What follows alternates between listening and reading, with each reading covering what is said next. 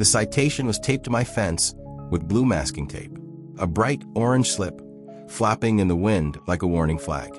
Notice of municipal code violation. Unregulated feeding of feral animals. At first, I thought it was a joke, but there it was, the signature from animal control, and the threat of a $500 fine if I didn't cease all unsanctioned animal feeding activities. I stared at it for a full minute, then looked over at the low bowl tucked beneath my hedge, half full with water. A few crunches of dry kibble still left. 3 cats sat nearby, quiet, thin, watching. They hadn't asked for much, just peace, just a bit of kindness. Apparently, that was too much for someone. It didn't take long to find out who called it in. Small towns talk. Name slip. Turns out it was Blair Whitmore. Her and her husband Connor had opened that shiny pet spa down the road. The one with essential oil dog baths and gold trim collars in the window. They complained that I was drawing in dirty animals and damaging the neighborhood's upscale pet reputation. The kicker? She said it while holding a Pomeranian wearing a velvet hoodie. What Blair didn't know was that I helped write the zoning code for this entire district in 2007. And that spa? It wasn't just smug, it was illegal. Ever had someone try to silence kindness with paperwork? Stick around this time, the real rules are about to bite back. I never set out to make a fuss. Most mornings, I wake up with the light. Not an alarm, just the soft color shift through the kitchen blinds. I brew 1 cup of strong black coffee. No cream, no sugar, no complications. Then I step outside. Same boots, same coat, same quiet porch. There's a rhythm to retirement when you've earned it honestly. And for the last 5 years, mine has included one small routine that bothered no one. A shallow dish of water tucked behind my hydrangea bush, and a bowl with a scoop of dry kibble. Not for any pet, just for whoever needed it. Cats mostly. 1 black, 1 tabby, and 1 old orange Tom with a half-torn ear, who never got close but always made eye contact like we had an agreement. I never named them. Didn't have to. They weren't mine, but they were here, and they mattered. The first notice came on a Tuesday. Plain envelope. Hand-delivered. Inside was a citation from Redford Animal Control, alleging violation of a municipal code regarding unauthorized wildlife feeding on private property. Wildlife? They made it sound like I was baiting bears. There was no hearing, no conversation, just an accusation and a fine, $150, payable within 15 days. Attached was a copy of the complaint. Anonymous, of course. But I've lived in Redford long enough to know that anonymous doesn't last. 3 days later, I overheard it. At the farmer's market, Blair Whitmore talking to someone over artisanal soap. Oh yes, we had to report it. He was attracting dirty animals right across from the spa. It's bad for business. Totally unprofessional.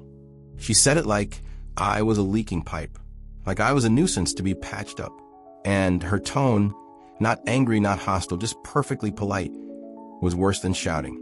That's the kind of cruelty that doesn't even think it's wrong. Her husband, Connor, was no better. I'd seen him posing outside the spa with gold-leashed huskies for their social page. Luxury paw therapy. That's what their window decal read. Meanwhile, they were trying to have me fined for a half cup of cat food under a hedge. They didn't just dislike what I did. They wanted it erased, because kindness to people like them is messy. I paid the fine. Quietly. Didn't argue. Didn't post. Just circled the due date for the second citation. Because I knew it was coming. And it did. This time, $300. Escalation. Classic tactic. Create the paper trail, build a record. And soon I'd be painted as the local eccentric who couldn't follow rules. They wanted me labeled, then silenced, then gone. But what Blair and Connor didn't know, or maybe never bothered to ask, is that I wasn't always a quiet man on a porch. For 12 years, I served on the Redford Zoning Review Board. I helped write half the ordinances they now thought they could weaponize. And after I stepped down, I remained on call as a consultant, particularly for cases involving commercial compliance in residential transition zones. Guess where their spa sits? Exactly on that zoning line. Guess what they forgot to do when they expanded their wellness deck and added on-site overnight kennels? Apply for a conditional use permit. So I called Linda. She's the current zoning officer. Sharp, efficient, and not a fan of corner cutting. Hey, I said, Just wanted to flag something. Whitmore Pet Spa. They filed for that use expansion last quarter. Silence. Then a quiet. No, they didn't. I sent her the latest photos I'd taken. Discreetly from the sidewalk across the street. Dogs being dropped off for overnight stays. Van deliveries labeled animal grooming supply bulk. Even a Facebook post promoting Redford's only full-service pet retreat. Now with weekend packages. That did it. Linda thanked me and said she'd launch inquiry. She's by the book, doesn't rush, doesn't skip steps, which was perfect because I didn't want vengeance. I wanted clarity. I wanted that same official-looking notice that showed up on my fence, except this time taped to theirs. And while I waited, I kept feeding cats, moved the bowls 2 feet inside the hedge line, technically concealed from public view. They couldn't touch that. I knew because I helped write that clause too. The thing about people like Blair and Connor is they don't just want control. They want applause while they take it. They don't hide their ambition. They paint it gold, slap a cute font on it, and call it community improvement. But if you know how to listen not to what they say, but to what they build, the truth always peeks through. A week after my quiet call to zoning, things got interesting. I walked by the spa one morning, not to spy. I walked that route every Tuesday, rain or shine. But this time, the sign on their window had changed. Now open for spa boarding. Climate-controlled kennels available. That caught my boarding meant overnight care. Overnight care meant zoning category B2 with animal services subcode, which meant a mandatory noise review, parking reassessment, and permit reclassification. They didn't have any of that. I knew because I'd helped write those specific exemptions in 2010, after a chain pet groomer tried to sneak in under a grooming license and ended up keeping 20 dogs overnight in crates behind a grocery store. We shut them down in 3 days. So I made a list, not to report, to understand, because what they were doing wasn't just illegal, it was calculated. They were using the idea of being premium to slip through rules built to protect people who live near these businesses. And they were betting no one would check, especially not the man across the street feeding strays. I started asking questions, careful, not loud, not dramatic, just conversations. I stopped by the corner cafe where Blair often picked up her oat milk latte and chatted with Sheila, the barista who knows more than she lets on. She's always in here, Sheila said, wiping the counter. Keeps talking about how they're going to expand the spa into a destination experience. Mentioned something about building a second unit behind it. I blinked. Did she say they'd bought the lot? Sheila shrugged. Didn't say, but she talked like it was hers already. That raised a flag, because the lot behind their spa still zoned R1, residential. If they were even thinking about expanding, they'd need to request a variance. Publicly, they hadn't. Next stop, courthouse records. I knew the clerk, Mel, from back when we used to co-chair public comment nights. He let me flip through the local property transfers. The lot behind the spa hadn't sold in over 12 years. Still belonged to a Mr. Holland, who lived 2 states away.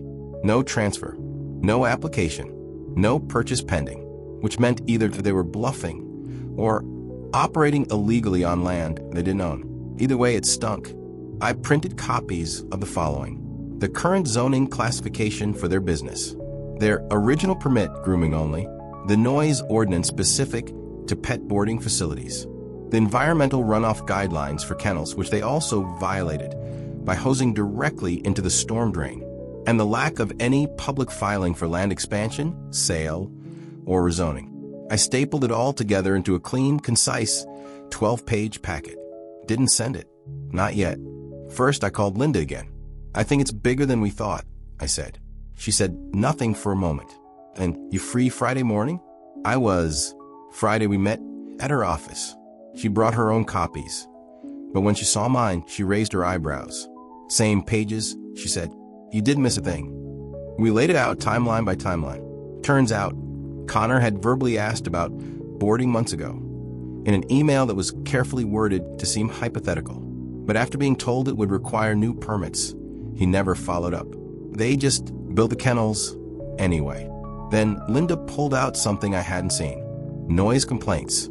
3 filed in the last 6 weeks, all from elderly residents on the west side. The complaints cited barking after 10 p.m., van drop-offs before 6 a.m., screeching from what one person described as high-pitched grooming dryers. None had been connected to the spa. Until now. Linda sighed. They build a business on pretending they're too clean to be dirty, she said.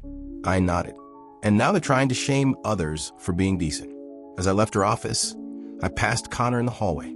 He was on his phone laughing. Didn't even glance at me. That was the moment I knew he still thought he'd won. Still thought I was just the weird cat guy. Still hadn't realized who'd written the rules he'd broken. When I got home, the orange tomcat was curled up under my porch swing. I sat beside him, slow, didn't reach out, just watched the wind move through the trees. Sometimes, justice doesn't come from shouting louder. Sometimes it comes from knowing which drawer the map is in and who still holds the original pen. I've never been one for drama. I don't yell. I don't threaten. I document. After meeting with Linda, I spent the next 3 days tightening my file. I knew how this worked. You don't just show up with complaints. You show up with structure, with timelines, with holes in the opposition's story big enough to drive a dog washing van through. And that's what I was building. A paper trail they couldn't outrun. First, I mapped their timeline. March. Whitmore Pet Spa files original business license. Grooming only, no boarding. June. Facebook post hints at overnight wellness packages. July. Back patio expanded with fencing and canopies. No permit filed. August. Noise complaints begin. September.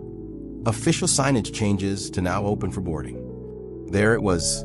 Black and white. Expansion without approval. Zoning violation. Environmental runoff noncompliance. Noise code breach. And to top it off, misrepresentation of permitted services in public advertising. That's 5 counts before I even included the fact that they tried to bury me under a false animal control report. Next, I gathered witness statements. I didn't ask for affidavits, just stories. Miss Lorna, who lives 2 doors down from the spa, gave me a handwritten letter describing how she now wears earplugs every night because of those dogs howling until past midnight. Tomas, who works early shifts at the bakery, confirmed seeing vans unloading at 5:30 a.m. on multiple occasions. Even Sheila, the cafe barista, offered a screen-recorded video from Instagram where Blair bragged about our signature weekend spa retreats for your pups, sleepover style. It wasn't evidence from a courtroom, but it was more than enough for zoning enforcement. Then came the clincher. I reached out to Mr. Holland, the man who owned the vacant lot behind the spa. He lives in Indiana now, widowed, pushing 80. His voice was soft on the phone. Never sold it, he said. Didn't know anyone was using it. Haven't been up that way in years. I explained what the Whitmores were doing. He was silent for a long time. Then he said, "They build on my land without asking?" I sent him pictures. He didn't get angry, but he did ask for Linda's direct number. I knew what that meant. Another violation. Unauthorized commercial encroachment. On Saturday, I went down to the lake with my trail camera, set it facing the alley between the spa and the rear lot. Within 2 hours, it caught a delivery van backing into the unpermitted side structure, unloading cages. And later, 2 employees walking 3 large dogs into that same area. There were no kennels listed in their permit, no overflow boarding plan, no written animal waste containment strategy, all things required for that kind of operation. By Sunday night, I had a folder an inch thick. I labeled it plainly, Whitmore Violations Timeline Documentation. I made 2 copies. One went to Linda. The other went into my safe. Because people like Blair and Connor, when cornered, they don't admit.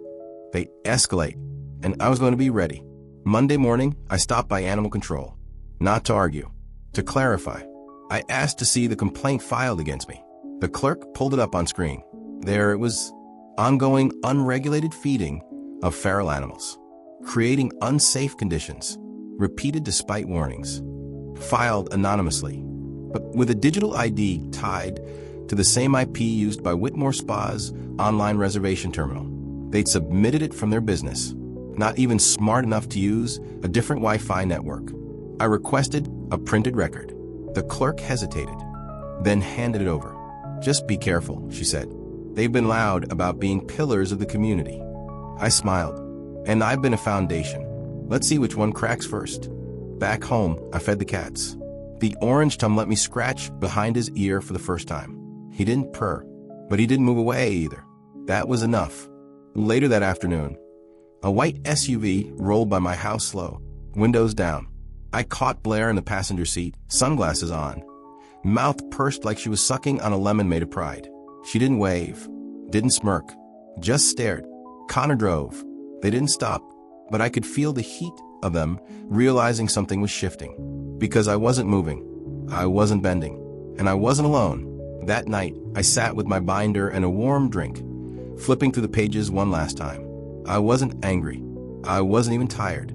I was ready, because the difference between me and them? They thought power was something you post about. I knew it was something you prove.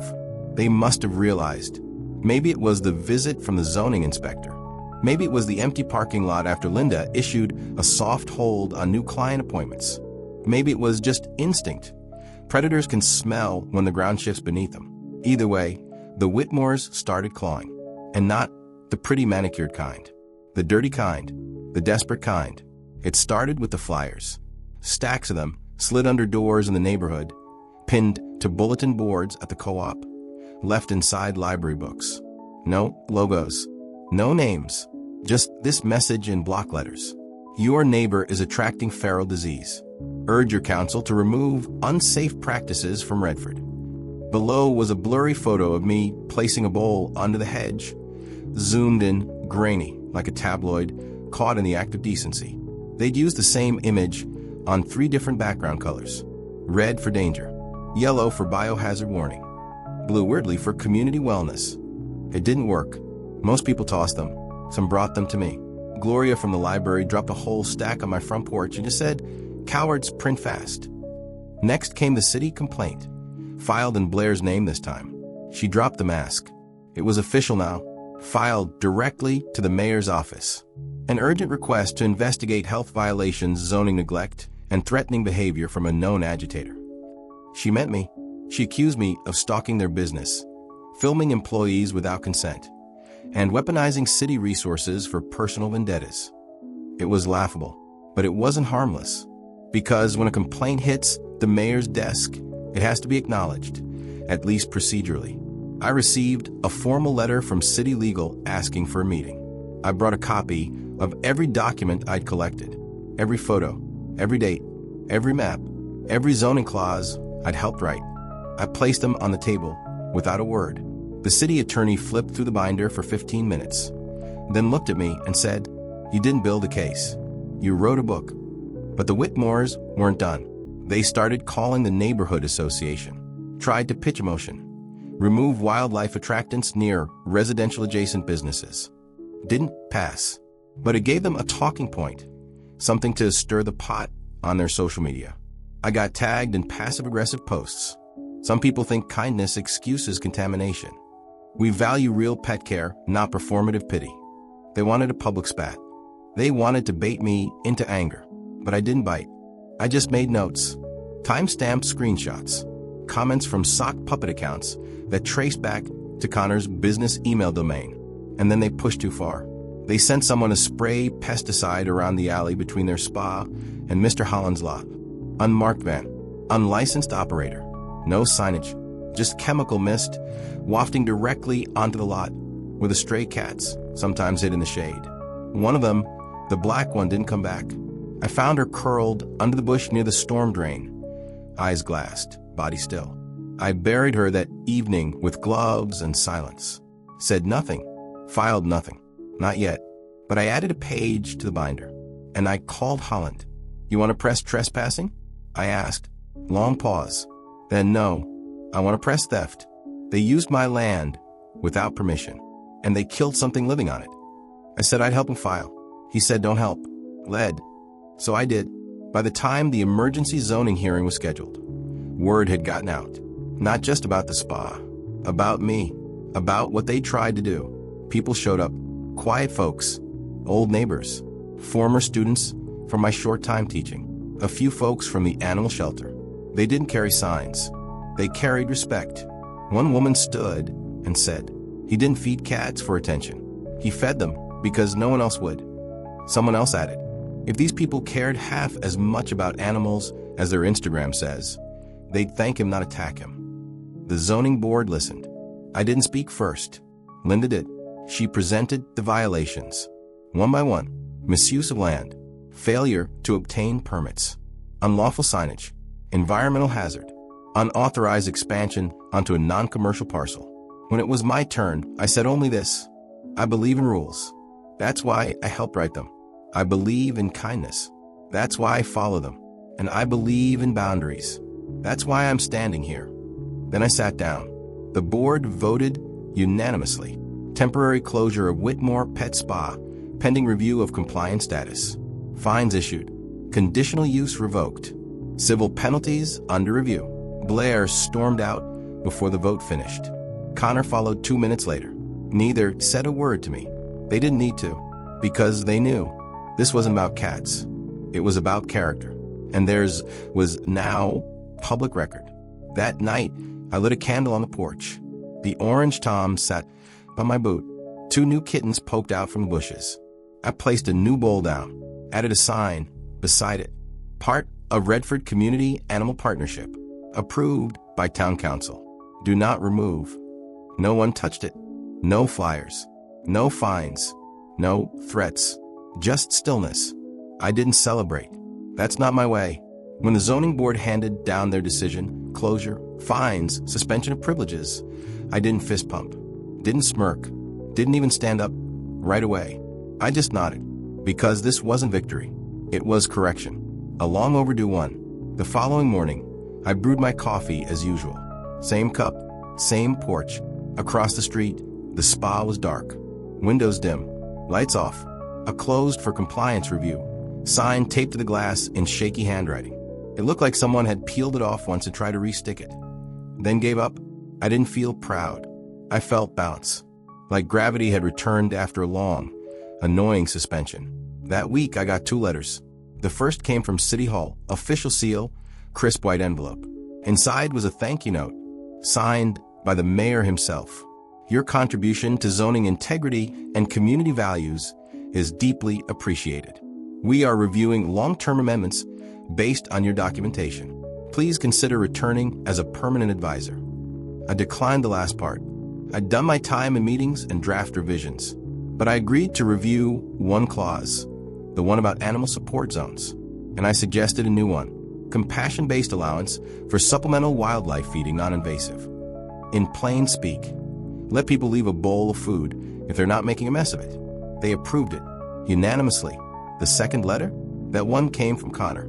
Typed, short, no letterhead, but you could smell the desperation behind every word. Mr. Briggs, in light of recent decisions, we'd like to request an opportunity to resolve matters amicably. We believe this has gone too far, and we're hoping for your understanding and flexibility. Perhaps a conversation? Regards, Connor Whitmore. I read it twice. Then I wrote a reply in pen, longhand, folded it in thirds, walked it across the street, and slipped it under their door. It said, "This didn't go too far. It went exactly as far as your actions carried it. If you want peace, earn it. I don't make deals. I make records." The spa never reopened. Officially, they said it was a strategic realignment of business priorities. Unofficially, no one wanted to board their dog somewhere run by people who harassed the quiet guy feeding strays. Reputation doesn't have to shatter. It just needs to quietly rot at the corners. And theirs did. Meanwhile, the space didn't stay empty for long. A few months later, it was leased out to a small nonprofit rescue org, Redford Companions. They reached out to me and asked if I'd consult on layout. "Just want to make sure we do this right," the young woman said on the phone. Her name was Lacey. She didn't sound like someone trying to rebrand cruelty. She sounded tired, honest. I said yes. We moved some things around, created shaded zones out back, set up rainwater filters, and made sure every entrance had signage explaining our local ordinance on kindness. That's what we called it, the Kindness Clause. They invited me to cut the ribbon at the reopening ceremony. I didn't, but I stood in the back, behind a short kid holding a big brown mutt with one blue eye. And when the applause came, I clapped once, firm, and that was enough. The cats kept coming, some new, some old. They knew the food would be there, knew the bowls were clean, knew the man who placed them didn't need thanks. That's what peace is. Not silence, just the absence of people trying to make you feel small for doing something decent.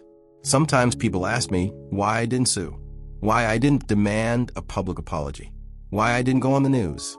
I always gave the same answer. They tried to make me feel ashamed for being kind. Now they know you can't do that here. That was enough. I didn't tell anyone to talk. I didn't post a thread, didn't drop a dramatic reveal or leak documents to the press. But stories have a way of slipping through even the tightest locks, especially in a place like Redford. You can't fake goodness in a town this small.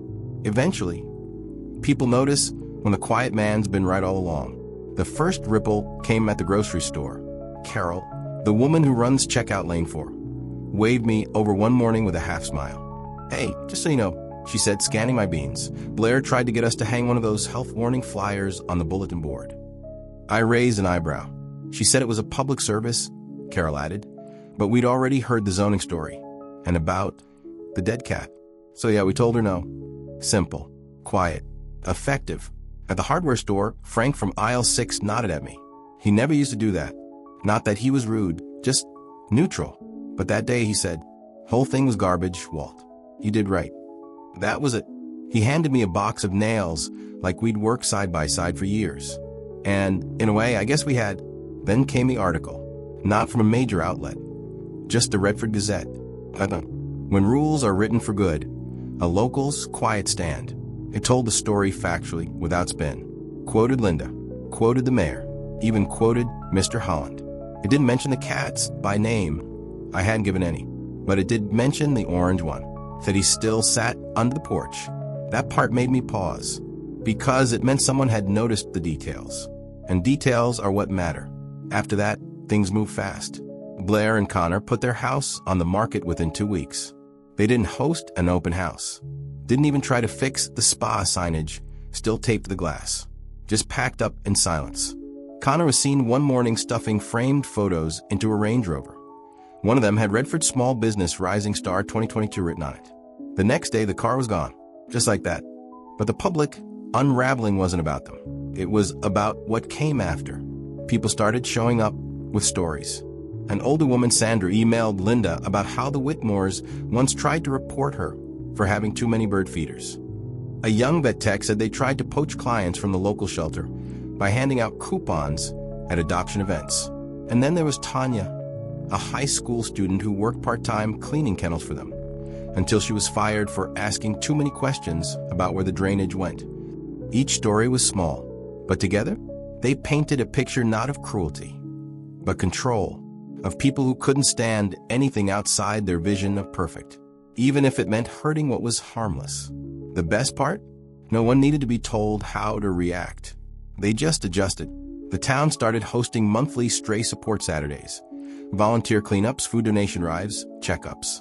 No loud banners, just flyers at the co-op and posts on the town site. One said, "Caring isn't a brand, it's a habit." That felt right.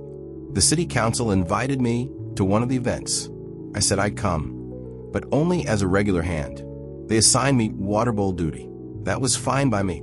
At one booth, I saw a kid draw a crayon sign, a bowl, a cat, and the words, "Let them eat in peace." I kept that one. It's on my fridge now, not long after. The Gazette did a follow-up. This one was shorter. The bowl stayed. The noise left. 6 words. Didn't need more. Late one evening, I got a knock on my door. It was Lacey, the woman who now ran the nonprofit in the old spa space. She held out a clipboard, sheepish. "I know you said you don't do boards anymore," she said, "but we're forming an advisory group for the center. Just 3 meetings a year. You wouldn't have to speak. We just want her eye." I told her I'd think about it. I still haven't said yes, but I kept the clipboard. Sometimes just being asked genuinely without spin is its own form of healing. And the Orange Tom still shows up every evening around 5:30, sits beside the bowl, waits for me to nod, then eats like it's a privilege, not a right. That's how it should be. The sign outside the old spa building changed last month. No branding, no cursive font, just a clean wooden plaque. Redford Companion Center. for strays, seniors, and the quietly forgotten. It didn't try to sell anything. Didn't have to. Because the people who walked through those doors weren't customers. They were stewards. And that was the difference. Inside, the place looks different now. Gone are the gold-framed mirrors and eucalyptus oil diffusers. In their place, a few crates, a small kitchen, shelves lined with donated blankets, and a whiteboard that reads, "We don't rescue to be seen. We rescue so they can be." That's Lacey's quote. She's not flashy, doesn't smile unless she means it, but she works harder than anyone I've seen, including me back in my prime. She asked me to come by once a week, not to consult, to observe, to advise when needed. Quietly, I said yes. There's a small team now, kids mostly, high schoolers who clean bowls, walk scared mutts around the block, and take turns reading out loud to shy cats. One girl, maybe 15, writes poems for each animal, pins them to the kennels like little identity cards. One for the orange Tom read. He doesn't ask. He waits. He knows the bowl will come, because some things stay.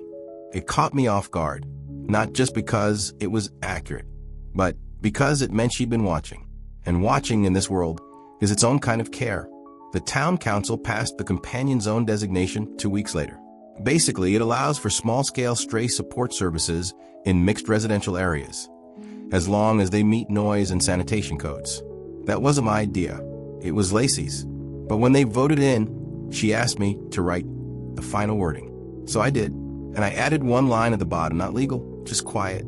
Approved in honor of those who fed without permission and protected without praise. They kept it, printed right there on the final document. I keep a copy in my drawer, next to the deed for my house, next to my father's old pocket knife, next to the first photo I took with my own hands in 1973 of a tabby kitten on the hood of my truck. Some papers are for taxes. Others are for remembering. We started a registry. Nothing official, just a spreadsheet. It tracks folks who leave food or water out responsibly. We call them porch allies. Not volunteers, not employees, just people doing the small things right. As of this week, we've got 31 names. Some leave bowls. Some build winter shelters out of old coolers. One guy, retired like me, made a Google map marking safe shade spots in town. We didn't ask him to. He just thought it'd help. That's what rebuilding looks like. Not rules. Rhythm. One day, I walked by the alley behind the center and saw the orange Tom perched on the edge of a milk crate, watching a young boy, maybe 10, refill a water dish. The boy looked up, caught me standing there, and waved. "Is he yours?" he asked. I smiled. "Not exactly mine either," the boy said. "But he lets me be here." I nodded. "That's enough," I said. "That's more than enough." Later, I sat with Lacey as she updated her intake notes. We didn't talk much. Just shared a pot of lukewarm coffee and the sound of a tired building breathing easier. She looked up once and said, "You think they'll come back? People like them?" She meant the Whitmores. I thought for a moment. Maybe, I said, but next time, the rules will be ready. And so will we. Because that's the point. Justice isn't a wall. It's a floor. Something solid enough to stand on, even when storms hit. And what we'd rebuilt was solid. Because it wasn't made of anger. It was made of people who knew how to stay. There's a rhythm to the end of the day here. You learn it over time. The way the sun filters sideways through porch rails. The moment the breeze shifts from warm to cool. The sound of a single screen door creaking open across the street. And then silence. Not emptiness. Just quiet with weight. The kind that only comes when things are finally settled. I still feed the cats. I don't do it at the same time every day. Some evenings, it's after sunset. Others, it's early, before the neighborhood even remembers to wake. But I never forget, and neither do they. The orange Tom still arrives first. He doesn't look around anymore, doesn't check the wind or wait for a sign. He just comes. Because some things, once protected, don't need to be proven again. The old spa building hums differently now. Lights stay on later, but they're soft. Volunteers come and go. Young ones, older ones. A woman who knits beds from recycled sweaters. A man who used to run a print shop and now makes handmade name tags for every animal that stays the night. None of it's flashy, but all of it's permanent in a way that signs never are. I walked past it yesterday and saw a girl crouched beside a carrier, whispering to a one-eyed tabby. No camera, no audience, just her and the cat, wrapped in a kind of understanding that doesn't need translation. I kept walking, didn't interrupt, didn't want to, because that moment wasn't mine to own. It was just mine to witness. And sometimes witnessing is enough. Back at home, I opened the drawer where I keep the folder. Not the thick one anymore. The war is over. Just the slim envelope now, labeled in pen. When asked why I show this, inside is the final council approval of the companion zone policy, a copy of the kindness clause, and a single printed email from Linda that ends with, "They tried to remove a man with a bowl. What they removed was our silence." I don't open it often, but I don't need to. Just knowing it's there is enough. Today, I fixed the porch swing. It had been leaning for a week. Nothing urgent, but enough to notice. I replaced the rope, tightened screws, and tested it with a slow lean. Perfect. I sat back, let the weight of the day sink into the wood, and watched the sky turn that low burn orange that means well done. The bowl sat 10 feet away, full, clean, untouched for now, but not for long. I heard paw steps in the grass. Didn't look, didn't need to, because this is what closure looks like. Not a line drawn, but a circle, a quiet, steady return to what was good before, but now protected, not because of laws or rules, but because people saw and remembered and decided not to forget again. I reached up to the door frame and hung the brass tag I'd been saving. Simple. No grand plaque, just one line, "Still here." And then I sat back down, closed my eyes, and let the quiet do what it always does best. Remind me that I never needed to raise my voice. I just needed to stay.